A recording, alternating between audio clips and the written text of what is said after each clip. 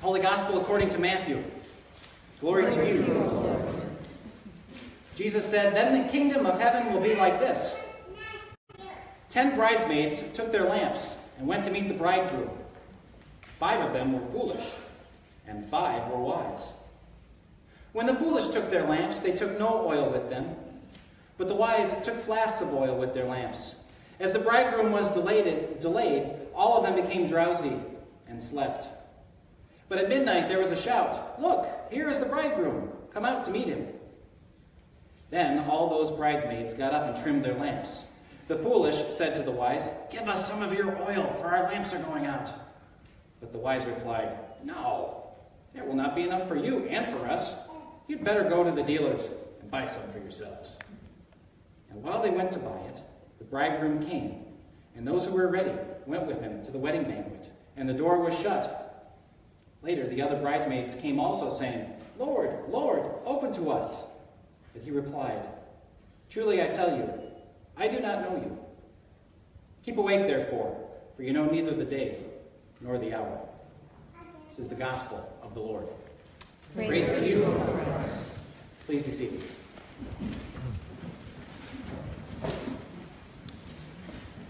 Grace and peace to you on this day from God our Father and our Lord and Savior, Jesus Christ. Amen. Amen. How's your oil supply? This is kind of an interesting parable that Jesus tells because it seems kind of foreign to us. Like when we have a wedding in 21st century America, the first thing you do after you get engaged is you find a venue. And then when you sign a contract, you know exactly when the day and hour of the wedding is. And then after that, you kind of build everything else. You find the flowers, you think of guests, you send invitations. If you're really thinking about it, you might see if the pastor's free that day. And this is kind of how it goes. And really, if anything gets messed up at all, it's usually because somebody's running late. And before you go ahead and say, "Oh, it must be the bride and those bridesmaids," I will tell you from personal experience, more often it's the men. One in particular I recall was getting on 15 minutes, a half hour, 45 minutes, an hour. We couldn't find the groom. Everyone was worried. Finally, we got a call. He was at the checkout line at the store because his pants for his tuxedo did not fit and the rental place was closed, so he went to the department store to buy himself a pair of slacks that kind of at least matched his suit coat. The weddings back in Jesus' time were a little different. Here we have this big party, and then everybody goes home, and then the couple goes off on their honeymoon, and then everybody kind of gets back to normal. In that time, and I've heard even still today, what happens in the Holy Land is it's about the families coming together. So it's not so much a honeymoon as it is the new couple starting their life in their home, and things kind of get set up, but then you're not really sure when it's going to begin. And what I also read about is sometimes there's a little game that they play, and it is, let's see if we can catch the bridal party napping. And Jesus seems to be kind of playing with that a little bit. How's your oil supply? Are you ready? Are you prepared for when the bridegroom comes? In the contextual ed office at the seminary, I went to Lutheran Seminary in St. Paul, Minnesota. Tammy worked there while I was a student. There's a sign that reads, "Lack of preparation on your part does not necessitate an emergency on my part," which is good because that's a place that does a lot of paperwork. In fact, to pick up a few hours when I was a senior, I helped manage some of the filing cabinets. Lots of paper. If you're not prepared, you don't get to go on your internship. If you're not prepared, you don't get to go on your mission trip. If you're not prepared, you don't get to get connected with the community in town while you are a student. Had to happen, but you might miss it. Are you prepared? How's the oil in your lamp? On January 1st, 1990, one of my favorite characters was introduced to the world. Mr. Bean. If you don't know who Mr. Bean is, he is, to put it nicely, just a total disaster. And everything always goes wrong. And in the premiere episode, he is going to take a mathematics examination. And so he goes to the hall to take the test. And at first, he's having some small talk with the student next to him. And he says, "Oh, I hope it's trigonometry." And he says, "Oh, it was trigonometry last year. It's probably going to be calculus." And then Mr. Bean is feeling all good about himself as his neighbor is starting to sweat and feel the pressure. And then his neighbor takes out his pen so he can mark his paper. And then Mr. Bean takes out a pen, and then another pen, and then another pen, and then another pen, and then reaches in his pocket, pulls out a whole host of pens, and lays them on the floor, or on the table. And his neighbor is even more put out.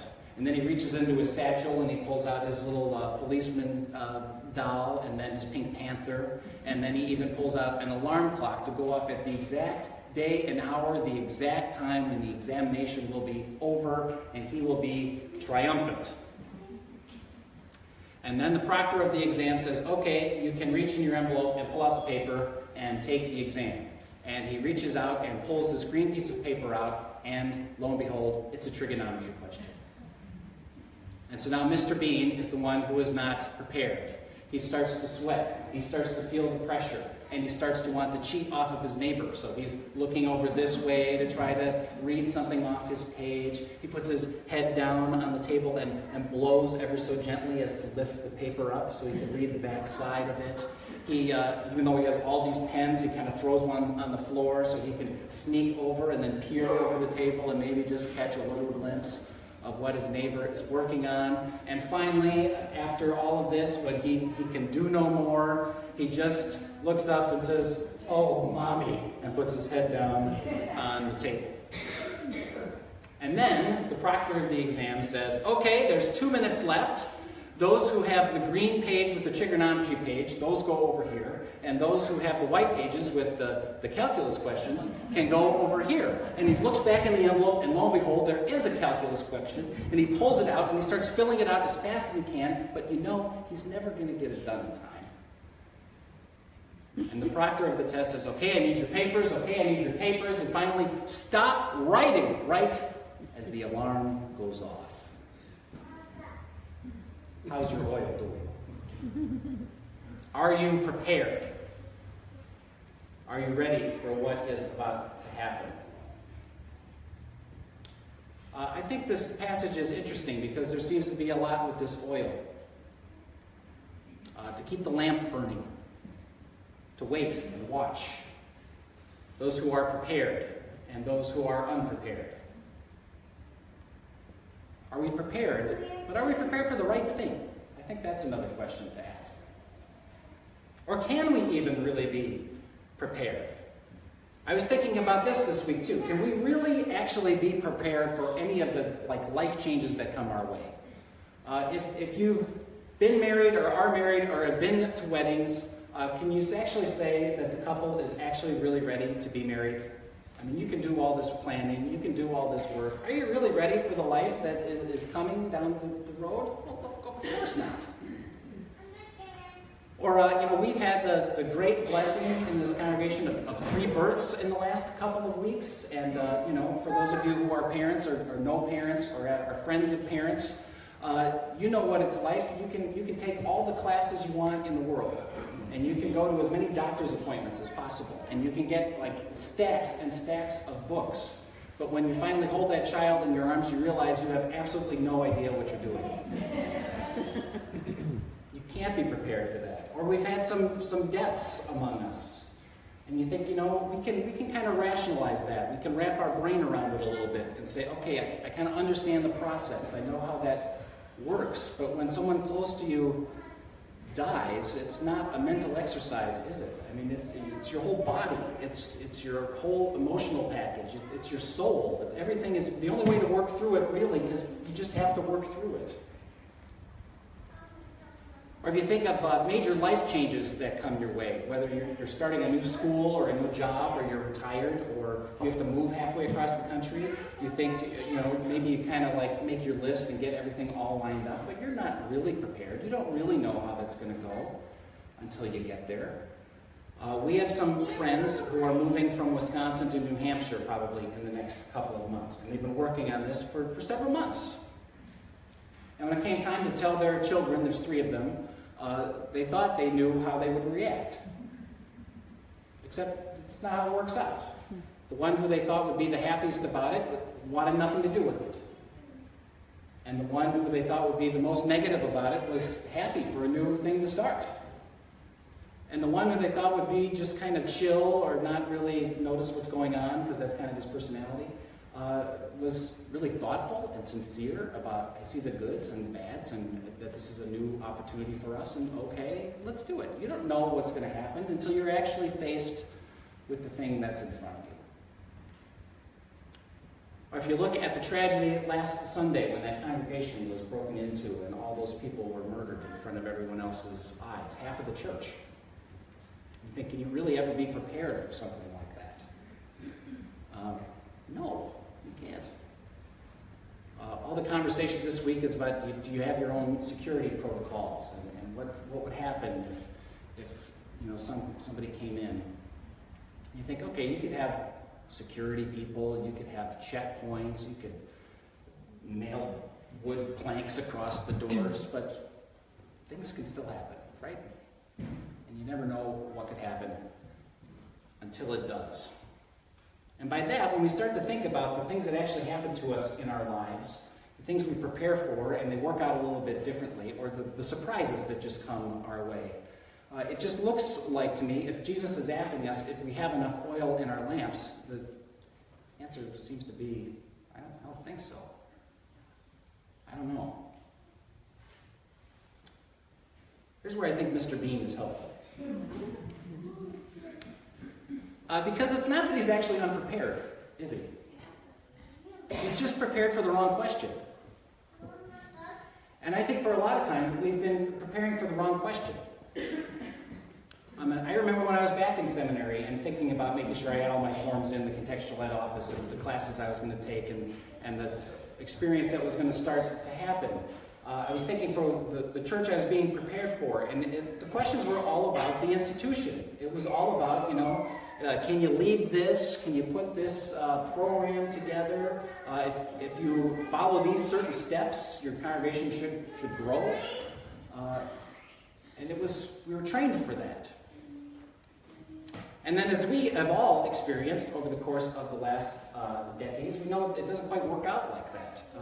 Actually a lot of churches, congregations, institutions are in fallback mode. How do we survive? Do we have enough oil to keep on going? And for how long? Becomes the question that people start to ask. But maybe that's being prepared for the wrong question, because what is this story actually really about? It's about a wedding. It's about being invited to a party. And not only are we invited to the party, we are in the bridal party. The bride and groom want us to be there, need us to be there.